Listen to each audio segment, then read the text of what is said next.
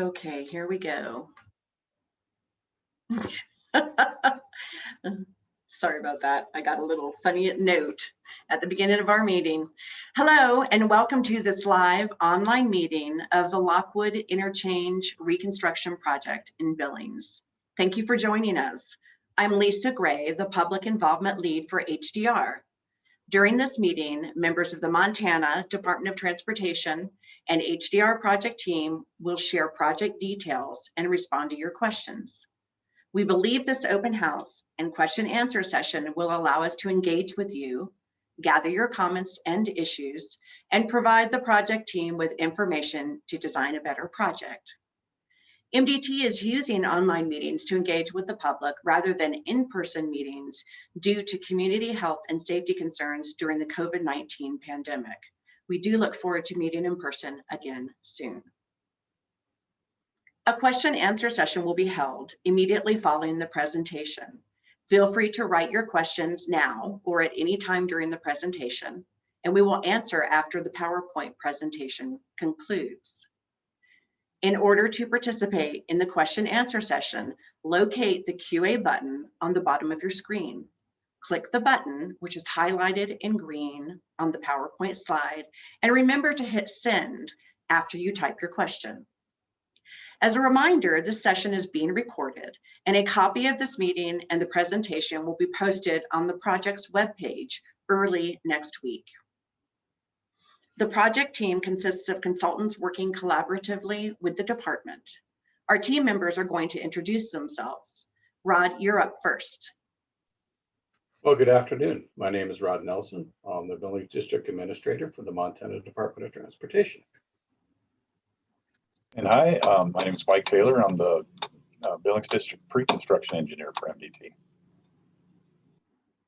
Good afternoon, everyone. My name is Mark Stute. I'm the Consultant Project Engineer for this project with the Department of Transportation. And good afternoon. I am Tim Erickson with HDR, the Project Manager for this project. Thank you, gentlemen. You've already met me, Lisa Gray. I'll be your point of contact for the project. Now I'm going to turn the meeting over to Rod. Thank you, Lisa, and thank you everyone for joining us today. Again, my name is Rod Nelson. Public involvement is a vital part of everything we do at MDT. So we're very appreciative of the opportunity today for sharing with you this very important study and you sharing with us your questions, comments, and concerns. Looking at the agenda for today's meeting, I wanted to start out by giving you a quick overview of this study. Then Tim will be presenting in more detail. The entire presentation should take about half an hour to complete, and then we'll open it up to questions and comments. So the Lockwood Interchange study is led by MDT in cooperation with the Federal Highway Administration, Yellowstone County, and the City of Billings. MDT is contracted with HDR to be the lead project engineer and public information coordinator. This study is evaluating interchange and interstate improvements for both the Lockwood Interchange and I-90 between the Lockwood Interchange and the Johnson Lane Interchange. The study is being performed to accommodate future traffic patterns and develop a more efficient interchange for all users, whether riding a bike, walking, or driving a vehicle. All operational issues will be addressed, including traffic backing up on the interchange ramps and onto the interstate. So I want to also briefly discuss the strategy that MDT adopted on all roadways in Montana. It's called Vision Zero. The Vision Zero is a strategy to eliminate all traffic fatalities and serious injuries while increasing safe and healthy mobility for all. Tragically, in 2020, there were 212 fatalities on Montana roadways. Already in 2021, there has been 47 fatalities compared to 26 fatalities for the same time in 2020. So you can see from the numbers, 2021 has had a very tragic start. To eliminate fatalities and serious injuries on the roads in Montana, we need everyone to do their part. We need everyone to be attentive. We need everyone to drive sober. We need everyone to drive to the conditions and not speed. And we need everyone to use their seatbelts. Please, together we can save lives. So with that, now Tim is going to speak with you in more detail about this study. Thank you. Thanks, Rod. The Lockwood Interchange project is located adjacent to the city of Billings and Lockwood on I-90 between the Lockwood Interchange and Johnson Lane Interchange. The project also includes the reconstruction of Lockwood Interchange and associated improvements to US 87 north and south of the interchange. So quick definition of an interchange. An interchange is a grade separation, in this case, US 87 over I-90, with ramps connecting the two roadways providing access to the cross street. This project, the Lockwood Interchange project, provides improvements as a final piece of a larger infrastructure system for the Billings area. Many of you are probably aware of other ongoing projects in the Billings area, which are the adjacent projects shown on the screen. First, the I-90 Yellowstone project, which is shown in red. That project is widening of I-90 from 2 lanes to 3 lanes in each direction, and that is between 27th Street Interchange and the Lockwood Interchange. Second, the Johnson Lane Interchange, which is shown in blue, that is part of the overall larger Billings Bypass project and will reconstruct the Johnson Lane Interchange project. And so again, this project, shown in orange, which we are presenting on today, is the Lockwood Interchange project. It includes reconstruction of Lockwood Interchange as well as I-90 improvements and provides the final segment of the overall larger infrastructure improvements for the Billings community. Also to note, each of these projects have their respective websites on MDT's webpage, and I encourage all of you as well as others to stay involved, look at those web pages, dig up the information, look at the information available, sign up for updates, and ask questions or provide comments that you may have.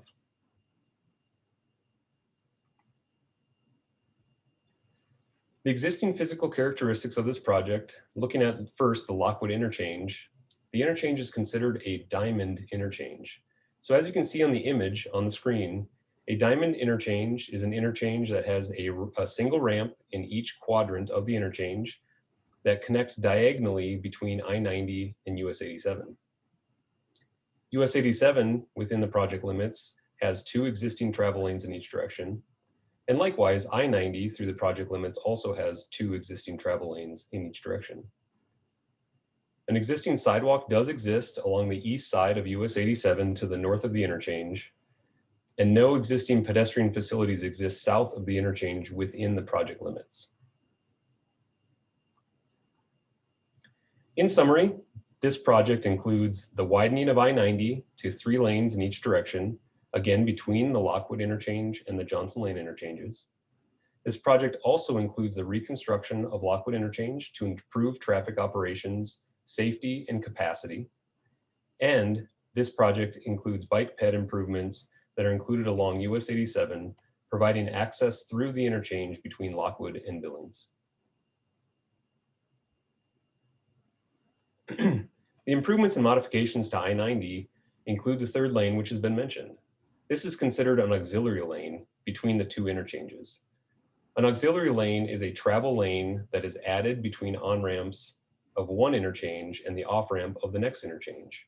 An auxiliary lane makes it easier for drivers to merge and exit interstate traffic. The interstate will be widened to the inside or towards the median to accommodate the 3rd travel lane in each direction.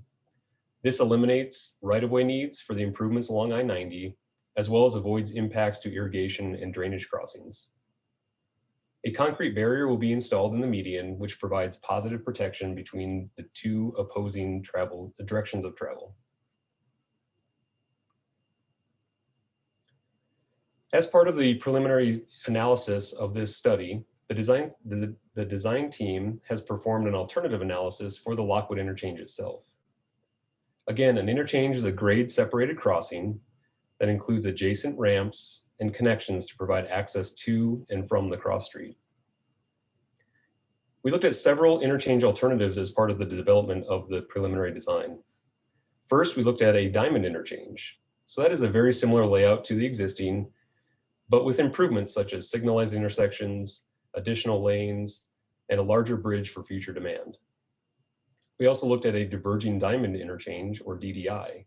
A DDI is similar to a diamond interchange, but it has crossovers that direct traffic to the left side of the roadway through the interchange itself.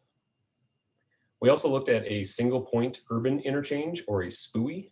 That is shown on the picture on the top of the screen.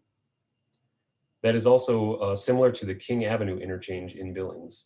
So all ramps on a SPUI direct traffic towards the center, or single point, hence the name, of the interchange.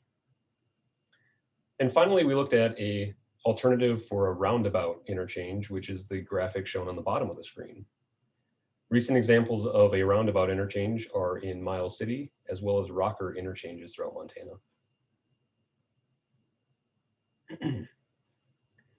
The results of the alternative analysis was a diverging diamond interchange, or DDI, as the preferred alternative. A DDI provides the most improvements of traffic operations and safety, and the measures of effectiveness for that included vehicle delay as well as level of service. It improves safety by removing left turn movement conflicts. So left turns on and off the interchange do not cross opposing traffic. This allows for simpler signal phasing, which means that it gives longer green lights and enhancing capacity to the overall interchange. The DDI also had minimal environmental impacts and had good opportunities for improved pedestrian facilities. So as mentioned, a DDI is based on the standard diamond interchange with its ramp configurations.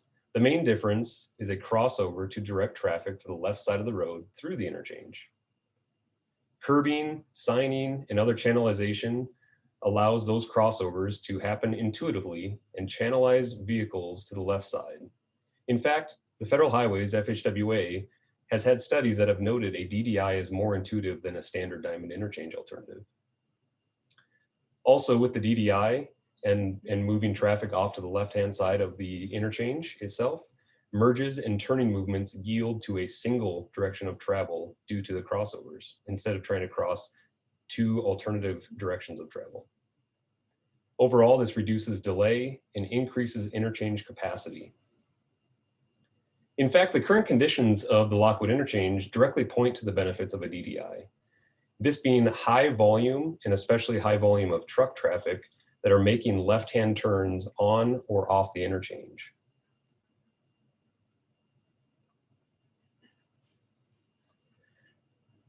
So some other improvements as part of the Diverging Diamond interchange. New signing will be used to guide traffic through the interchange. And it's actually difficult for wrong way movements through an interchange like this. Traffic signals, as mentioned, has less phases, so 2 phases, reducing the overall time that all vehicles are stopped. This provides longer green time for traffic and corresponding pedestrian movements through the interchange. Dual left turn lanes for eastbound off-ramp, which is shown in the bottom part of the image on the screen. That would have 2 lanes next to each other, allowing the left turning traffic onto US 87. And then dual right turn lanes for the westbound off-ramp, which is shown in the upper part of the graphic on the screen.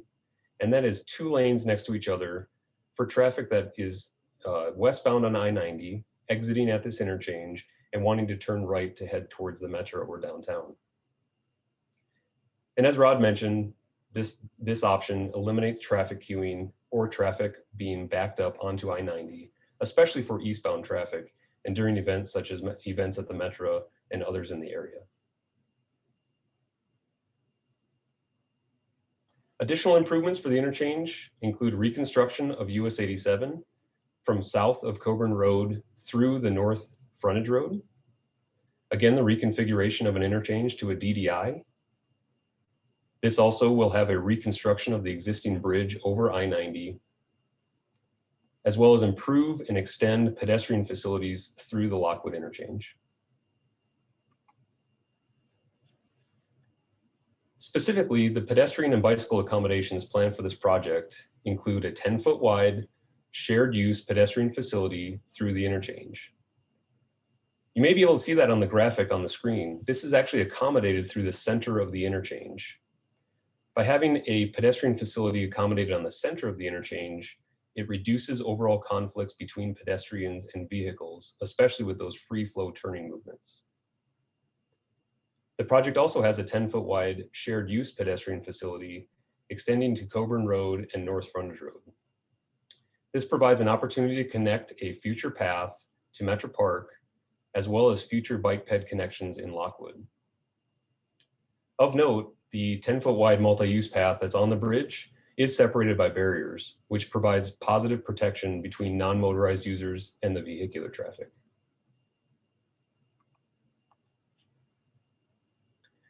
Other proposed modifications, looking at the north frontage road, which can be viewed kind of on the upper right portion of the graphic that's on the screen. That will have a dedicated left turn lane for traffic that's on the north frontage road wanting to turn left onto US 87 to access the interstate or Lockwood. And also extending the right turn lane of the north frontage road for the north frontage road traffic that wants to access towards the Metro or downtown. On the other side of the interchange, Coburn Road, which is shown in the bottom part of the graphic, due to its proximity of the existing interchange as well as the proposed interchange, safety improvements are needed at that intersection. This intersection will be converted to a 3/4 access, meaning that access in from both a right-hand turn and a left-hand turn onto Coburn Road are provided. A left-hand turn from Coburn Road onto US 87 is not provided with a 3/4 access.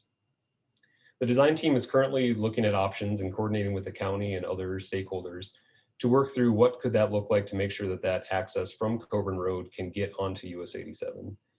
And one of those alternatives is to turn Coburn Road traffic onto Rosebud Lane, make improvements to Rosebud Lane as well as Lockview Lane, and have the traffic from Coburn make a left onto US 87, where Lockview Lane currently intersects with US 87.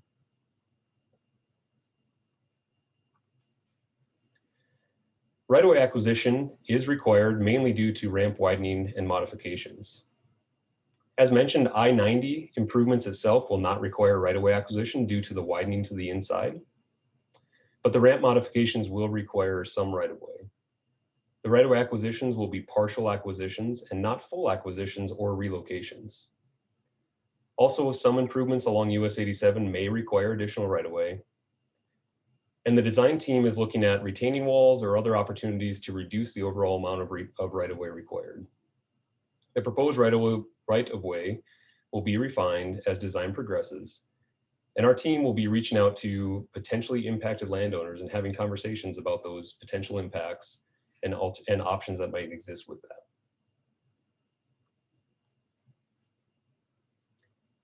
So as we look at the project schedule and the next steps, the alternative analysis and preliminary design was completed at the end of 2020. Today's public meeting is the first public meeting on the Lockwood Interchange, and we plan to have a few other public meetings in the future as the design progresses. So we encourage you to stay involved, attend those other meetings, and provide comments along the way. We will also be completing a risk analysis and project feasibility analysis for the project. Hopefully that'll be completed in April of 2021, so just next month. And then as we move into final design, the anticipated design completion would be in 2023 or 2024. So again, you can see the time frame there that allows for opportunities for additional engagement, and we will have additional public meetings in the future for that. Funding is currently not programmed for this project. And so depending on availability of funding, as well as sequencing of other projects in the area, construction could begin as early as 2024 or 2025 on this project.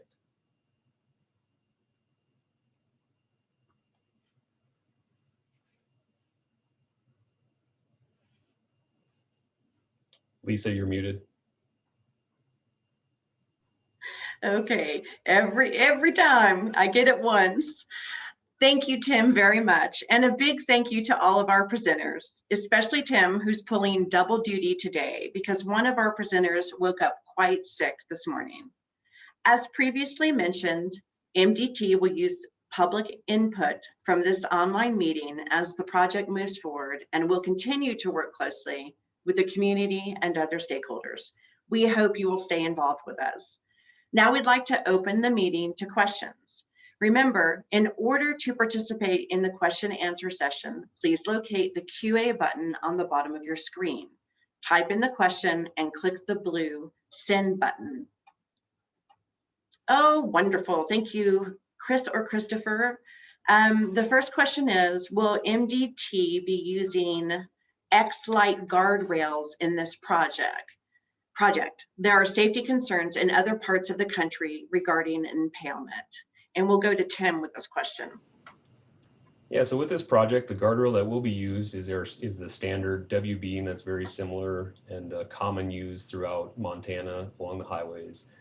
And we will review any end terminal sections and those things and follow current design standards for the safety of those terminal sections and the placement of those terminal sections as well. Thank you, Tim. Do we have any other questions out there?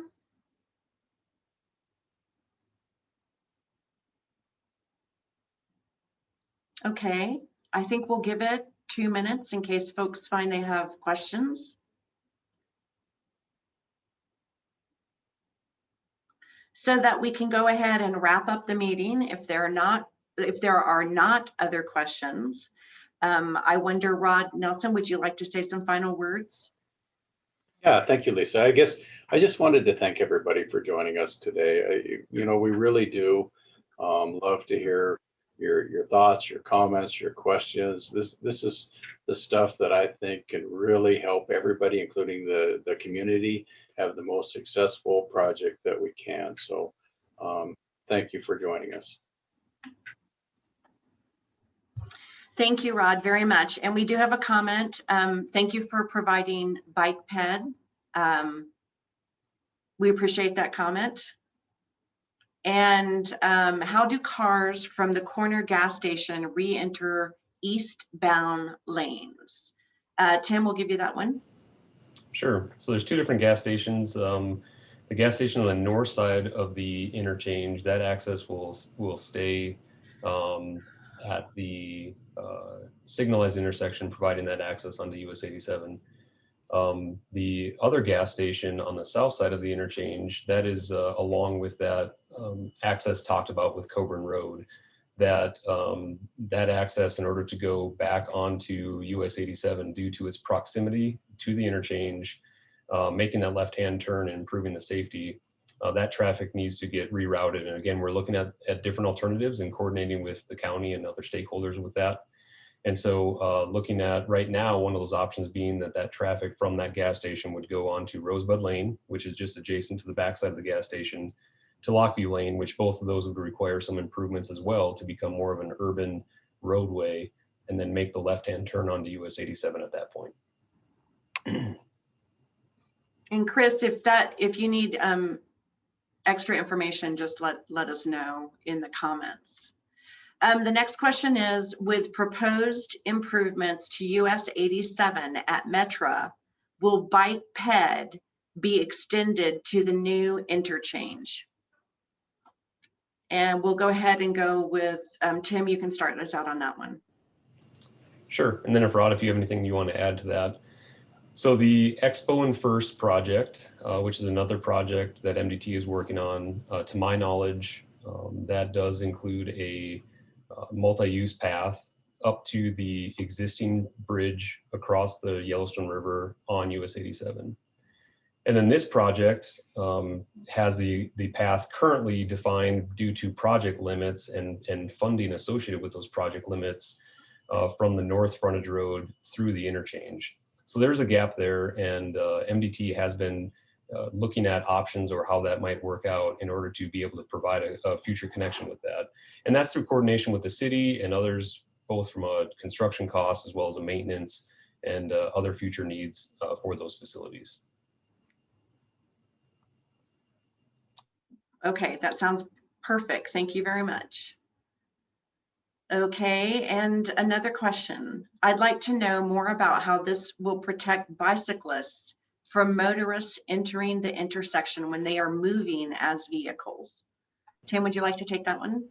Yeah, sure. So very similar to other intersections, very similar to other interchanges, regardless of the type, bicyclists who do ride in the lanes, they would follow the same road requirements and signals and other things associated with that. And DDIs do accommodate with that. There are ways, to make sure that the bicyclists are taking a lane just like you would on other streets within the city of Billings. If you take a lane, then you're riding right in there and you're traversing over as well and becoming one in the traffic lanes there. So there is additional information available online through FHWA about accommodating the bikes on DDIs as well. I encourage you to look at that. And then if you do have further questions or comments, feel free to email us directly and we can have some additional conversations about it. Thank you, Tim. Okay, we have no more questions on deck. If you have any, we'll give you 30 more seconds to put your thoughts together. If after we end this meeting, you think, oh my goodness, I should have asked this question, just send it to me at lisa.gray@herinc.com and we'll get you an answer. Okay, we now have another question. How will snow removal be done with the pedestrian facilities in the middle of the interchange? And Tim, we're going back to you. Sure. So the sequencing of snow removal, obviously, it's not a lot different than removing snow on an existing bridge. You know, the snow removal is always a concern, and especially the timeliness of that. But in respect to the pedestrian facilities in the middle of the interchange, that would not become a snow storage. It would, you know, be moving that snow off of the interchange itself, as well as looking at making sure that that snow gets plowed there. Really, the challenge comes down to the timing and the sequencing, depending on the size of the event and the safety concerns associated with making sure that snow gets removed. Thank you, Tim. The next question is, this would seem to be a great time to work with LPSD, S as in Sam, for connectivity from the interchange to the intersection of Old Hardin Road. And we'll send that to Tim. Yeah, and that's the Lockwood Pedestrian District, if I'm not mistaken. And so that's a great comment, and it is a great time for MDT, the community, LPSD to be working together on this to see what improvements could be made collectively. Thank you, Tim. Okay, we'll give everybody about 30 more seconds.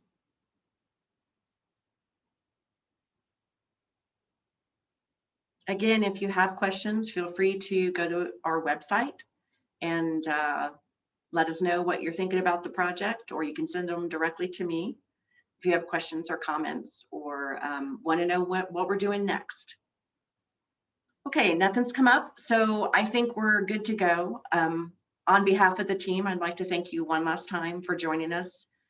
We understand you're quite busy and we do appreciate your input.